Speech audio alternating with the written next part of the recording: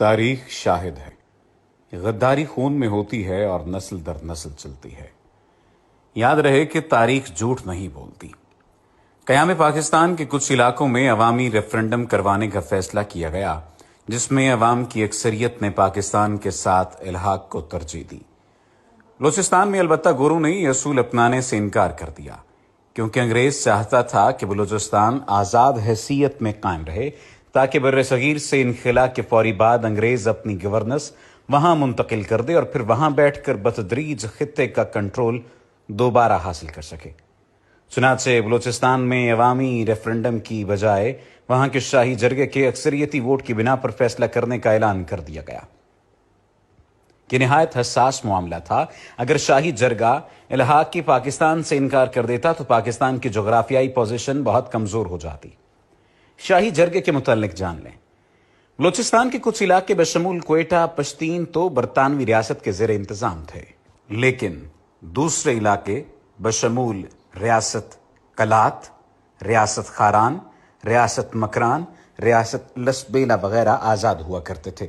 بلوچستان کے معاملات چلانے کے لیے انگریز نے ان علاقوں کے قبائلی سرداروں پر مشتمل ایک جرگہ بنا رکھا تھا، جسے شاہی جرگہ کہا جاتا تھا، جس کا صدر agent to governor general of British India ہوتا تھا اور عام طور پر انگریز کا وفادار سمجھا جاتا تھا۔ جب الحاق پاکستان کا معاملہ شاہی جرگے میں جانے کا فیصلہ ہوا تو کانگریس اور انگریزوں کو اطمینان ہو چکا تھا کہ جرگے کا اکثریتی فیصلہ ان کی مرضی کے مطابق آئے گا۔ یہ صورتحال چند قبائلی لیڈروں کے لیے قابل قبول نہ تھی، کیونکہ وہ پاکستان کے ساتھ الحاق چاہتے تھے۔ اس وقت کاکڑ قبیلے کے سربراہ نواب محمد خان جوگزئی آگے بڑھے اور انہوں نے اپنے ہم خیال قبائلی لیڈروں کو ساتھ ملا کر پاکستان کے حق میں مہم شروع کر دی۔ دوسری طرف عبدالصمد اچکزئی ببانگ دوہل کانگریس کی حمایت میں سامنے آ گئے اور قیام پاکستان کی مخالفت کرتے ہوئے لابنگ شروع کر دی۔ نواب جوگزئی کا ساتھ دینے کے لیے جمالی قبیلے کے میر جعفر خان جمالی آگے آئے اور انہوں نے بھی پاکستان کے حق میں کیمپین شروع کر دی۔ دوسری طرف عبدالصمد اچکزئی نے جرگے کے سرداروں سے کہنا شروع کر دیا کہ اگر پاکستان کے ساتھ نہیں جاتے تو ہندوستان کی حکومت جرگے کو فی الفور 18 کروڑ روپے نقد اور سالانہ 4.5 کروڑ روپے بطور سپورٹ فنڈ دیا کرے گی۔ اتنی پرکشش آفر سن کر بہت سے سرداروں کا فیصلہ ڈگمگا سکتا تھا۔ چنانچہ نواب جوگزئی اور نواب جمالی نے بھرپور کیمپین شروع کی اور ہر سردار کے پاس جا کر قیام پاکستان کے حق میں ووٹ دینے کی سفارش کرنا شروع کر دی۔ جس وقت نواب جوگزئی، جمالی اور نسیم حجازی جیسے لوگ شاہی جرگے کے اراکین کو پاکستان کے لیے قائل کرنے کی کوشش کر رہے تھے، عین اسی وقت مسلم لیگ بلوچستان کے صوبائی صدر نے شاہی جرگے کے صدر ایجنٹ گورنر جنرل سے اپیل کی کہ شاہی جرگے سے کلات، کاکڑ اور جمالی قبائل کے سرداروں کو نکال دیا جائے۔ یہ مطالبہ حیران کن تھا، کیونکہ اگر ان سرداروں کو نکال دیا جاتا تو پھر قیام پاکستان کے حق میں ووٹ ڈالنے والا کوئی نہ رہتا۔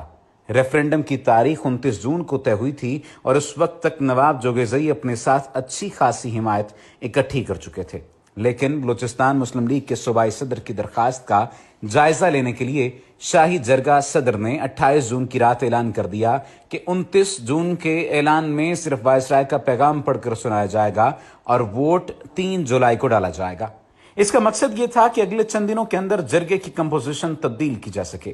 نواب جوگزئی، نسیم حجازی اور جمالی کو سازش کی بھنک پڑ چکی تھی اور وہ اس تمام تر معاملے کو کسی نہ کسی حد تک جان چکے تھے۔ چنانچہ انہوں نے فیصلہ کیا کہ اگلے دن وائسرائے کا پیغام پڑھنے کے فوراً سب قبائلی سردار کھڑے ہو کر پاکستان میں شمولیت کا اعلان کر دیں گے۔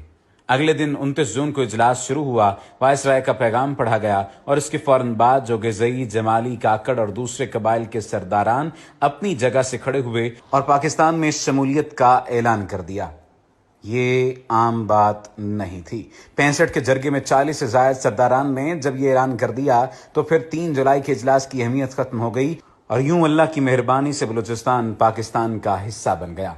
جاننا چاہیں گے کہ مسلم لیگ بلوچستان کا صوبائی صدر کون تھا جس نے شاہی جرگے سے پاکستان کے حامی سرداروں کو نکالنے کی سفارش کی؟ اس کا نام قاضی عیسیٰ تھا، جو کہ سپریم کورٹ کے موجودہ جج قاضی فائز عیسیٰ کے والد گرامی تھے۔